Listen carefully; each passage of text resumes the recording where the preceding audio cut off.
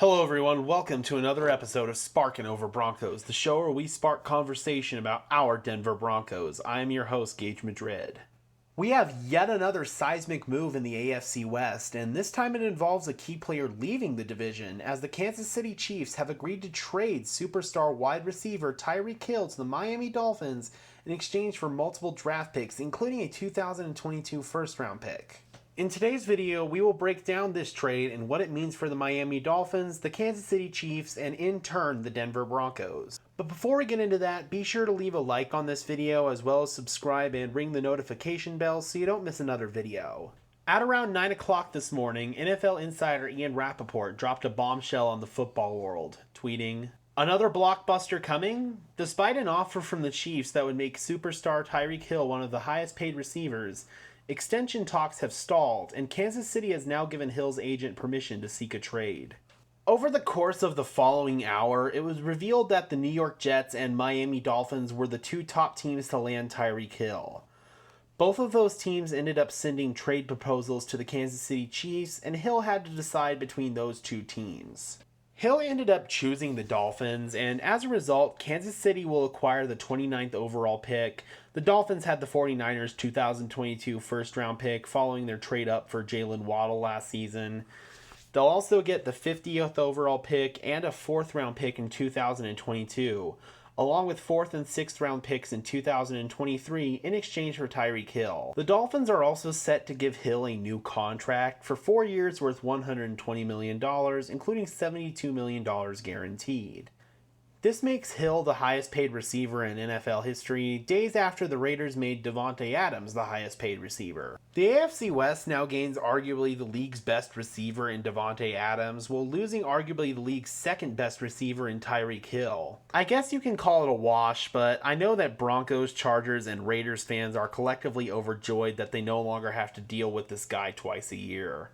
From the perspective of the Kansas City Chiefs, while the move does make sense on paper, in practice, I'm not so sure that it does. Tyreek Hill's value to the Chiefs' offense was something that simply cannot be expressed in numbers.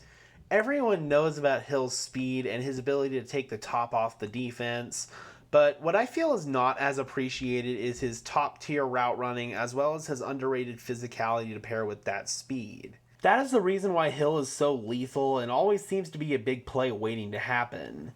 You simply cannot play single high coverage against this guy, otherwise he will torch you over the top. Hill commands heavy attention from defenses to prevent him from getting loose. As a result of this, Travis Kelce has been able to thrive underneath, especially in zone coverage due to Hill clearing out all that space in the middle of the field. Although you can find speed elsewhere, as the Chiefs are hosting speedy former Packers wide receiver Marquez Valdes-Scantling for a visit, and they also still have Mecole Hardman under contract, you simply cannot find the combination of speed, route running ability, and physicality that Tyreek Hill brings to the table. The Chiefs clearly felt that they were not going to be able to meet his financial demands. I do understand that to a certain extent, but I also feel that no matter what you receive in return, even if you parlay one of those picks into a top-tier receiver, you simply aren't going to replace what Tyreek brings to your offense. I don't care how good of a receiver you are. Unless your name is probably Davante Adams, you're not going to command the attention from defenses that Tyreek Hill does. Travis Kelce is already entering the twilight years of his career, and now he's going to become the guy that defenses are going to sell out to take away. Juju Smith-Schuster was a solid pickup, but he's a clear wide receiver too. Aside from him and Mecole Hardman, the Chiefs' wide receiving core consists of mostly unknown commodities. As creative of a play designer as Andy Reid is, and as special of a quarterback that Patrick Mahomes is, if there's anyone that can overcome this, it's them. That being said, losing Tyreek Hill is going to without a doubt leave this offense at a massive disadvantage. As far as the Miami Dolphins are concerned, you have to respect the moves they are making to build around their young quarterback Tua Tagovailoa. They signed running back Chase Edmonds from the Arizona Cardinals. They signed former Cowboys guard Connor Williams to a 2-year deal. They signed former 49ers running back Raheem Mostert, reuniting him with new Dolphins head coach Mike McDaniel. They also made another fantastic move in signing former Saints left tackle Teron Armstead to a 5-year, $75 million deal.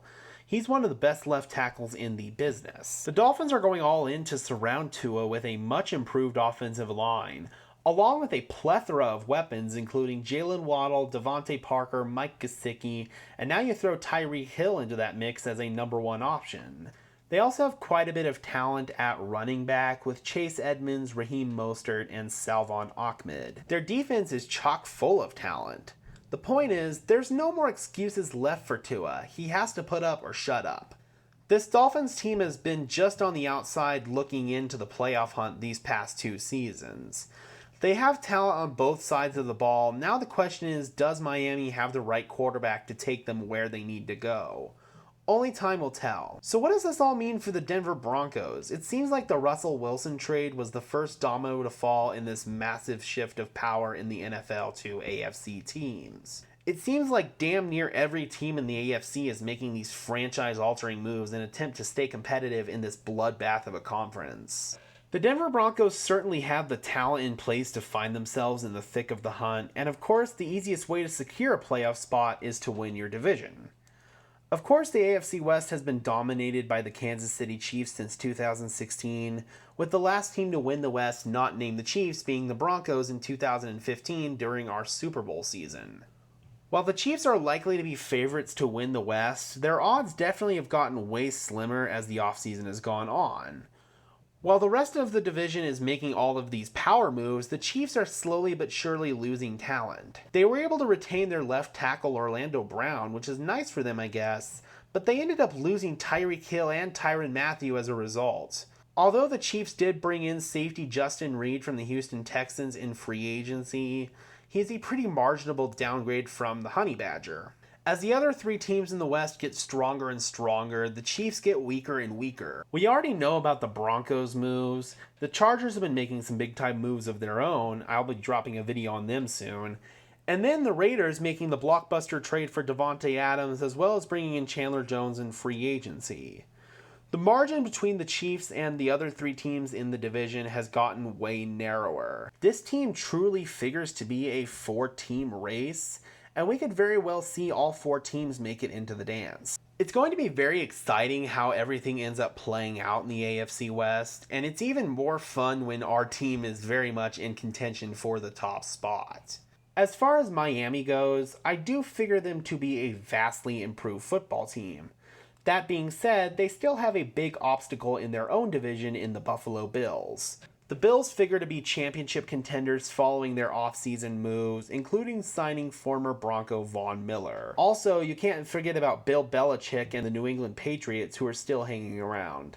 At this point, Miami probably figures to be fighting for second place in their division with the Patriots. The fate of the Dolphins is going to rest on the left arm of Tua Tagovailoa.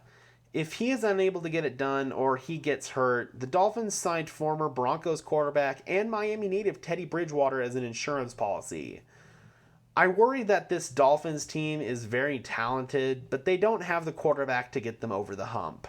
But of course, that is just my opinion. Let me know what you think in the comment section below, Broncos country. I would love to hear from you. Let's keep this conversation going. Be sure to leave a like on this video and subscribe to the channel. Also, be sure to follow me on Twitter at Gage Madrid NFL for more coverage of our Denver Broncos as well as the NFL in general. And for now, this has been another episode of Sparkin Over Broncos, the show where we spark conversation about our Denver Broncos. I'm your host, Gage Madrid, saying, appropriately, peace out.